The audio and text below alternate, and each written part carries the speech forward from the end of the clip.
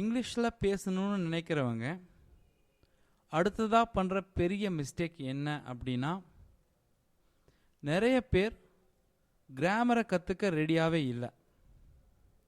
அதாவது நிறைய பேர்த்துக்கு ஒரு எண்ணம் இருக்குது, கிராமர் கற்றுக்க வேண்டியதில்லை, ஆனால் இங்கிலீஷ் பேசிடலான்னு நினைக்கிறாங்க. அப்படி இருக்கிற யாராலையும் கண்டிப்பாக இங்கிலீஷ் பேச முடியாது. கண்டிப்பாக உங்களுக்கு கிராமர் தெரிஞ்சிருக்கணும். அப்போ நீங்கள் கேட்கலாம்,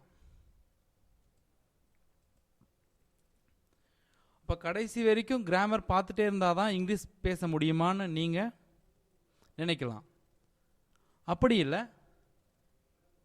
கிராமர் எதுக்காக அப்படின்னா, நீங்கள் கிராமர் நல்லா கற்றுக்கிட்டா தான் என்னென்ன பேசணும், பேசும்போது என்னென்ன பேசணுங்கிறத விட என்னென்ன பேசக்கூடாதுன்னு ஈஸியாக தெரிஞ்சுக்க முடியும். அப்படி கரெக்ட் பண்ணிட்டீங்கனாலே உங்களுக்கு இங்கிலீஷில் ரொம்ப அழகாக பேச முடியும். ஸோ கிராமர் பார்த்தீங்கன்னா உங்களுக்கு எத்தனை நாள் தேவைப்படும்? இந்த லாங்குவேஜை இங்கிலீஷை நீங்கள் ஃபுல்லாக கற்றுக்கிற வரைக்கும் தான். மேக்ஸிமம் ஒரு 3 monthsக்கு மட்டும்தான் நீங்கள் கிராமர் பார்க்க வேண்டியது இருக்கும்.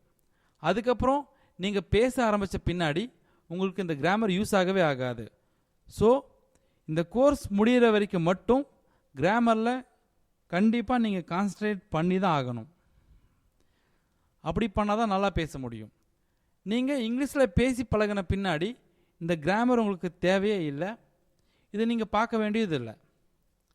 எதனால் இப்படி சொல்கிறேன் அப்படின்னா, இப்போ நாம் தமிழில் பேசுகிறோம்.